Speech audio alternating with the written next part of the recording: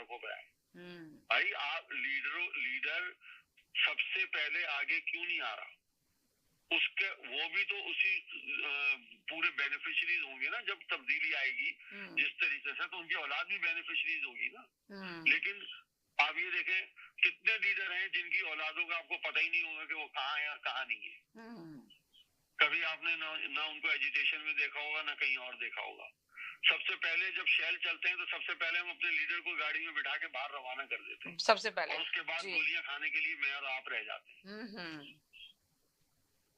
बिल्कुल सही कहा। गोलियां खाने के लिए अवाम, बेचारी गरीब अवाम अपनी जाने देती है, और जो लीडर होता है वो तो गाड़ी में बैठ के सिक्योरिटी के साथ घर बैठ के चला जाता है, भागा हुआ दिखाते नहीं है। आपने भी देखा होगा जी।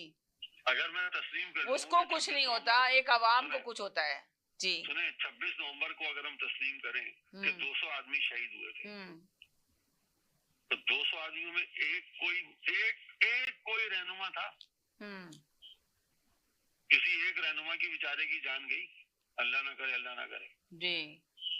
जाने किसकी जाती है? अगर आप सोचें, अगर आप ये भी अंदाजा लगा लें कि जिस तरह फिगर दी जा रही है कि 14 लोगों का, तो आप सोचें डेड, पूरे शनाख्ती कार्ड ये सब दिया गया, एक शख्स की जान भी बहुत कीमती जान होती है।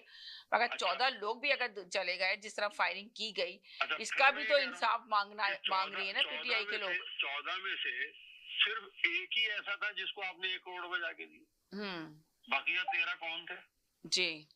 उनको पीटीआई ने कोई बेनिफिट दिया उनके खानदान को? नहीं, उनके लवासिन को? जी जी।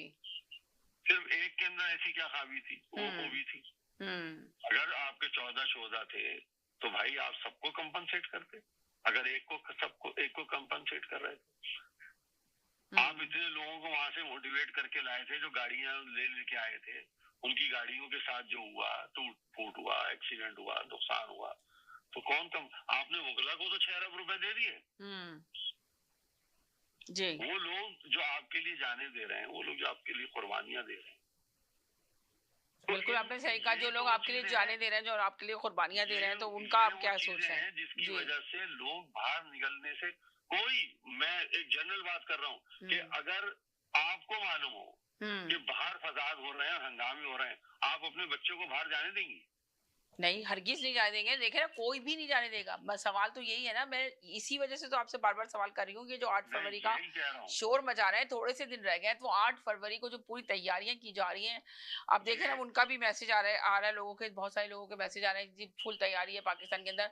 तो क्या लेकर आ रहे हैं कि कह रहे हैं जी हम करेंगे, तजाजी करेंगे, इधर कह रहे हैं कि बातचीत हो रही है। ये समझ में से बात नहीं आ रही है। अगर आपकी बातचीत हो रही है तो आप मुल्क में इंतशार ना फैलाएं ना, मेरा सवाल है। इस एहतजाज से क्या होगा? 1000-2000 आदमी गिरफ्तार हो जाएंगे। बहुत सारे लोग पहले से कह रहे हैं कि गिरफ्तारियां, अभी से गिरफ्तारियां शुरू हो चुकी हैं, गिरफ्तारियां हम देंगे। जैसे हामिद खान ने कहा कि जी हम ज़हनी तौर पे तैयार हैं। उनसे पूछा गया है कि भाई आपने पहले भी जलसा किया था, पहले आप लोग निकालने में नाकाम थे, तो अभी आप क्या देखते हैं? नहीं, अब हमारी फुल तैयारी है और हम लोग निकलेंगे, और चाहे हमें, अब हम इसलिए तैयार हैं कि चाहे हमें गिरफ्तारियां देनी पड़ेंगी तो हम गिरफ्तारियां भी देंगे, अगर हमें अपनी जान गंवानी पड़ेगी, हम अपनी जान भी गंवाएंगे। तो आप क्या जाने, तो आप सोचें कि कितनी कीमती होती है किसी की भी जान हो। मैं आपसे ये तो कह रहा हूं कि उससे पूछें कि जिसके घर से जान जाती है। अब जितने 14 लोग गए हैं, जो शहीद हुए हैं, तो उनसे पूछे ना उनका हाल, घर का क्या हाल है। आपके पास कयामत का कॉन्सेप्ट है, लेकिन उस माँ से पूछे कि जिसके सामने उसके जवान की लाश रखी है। उस बच्चे से पूछे कि जिसके सामने उसके बाप की लाश रखी जी, उसके लिए और कौन से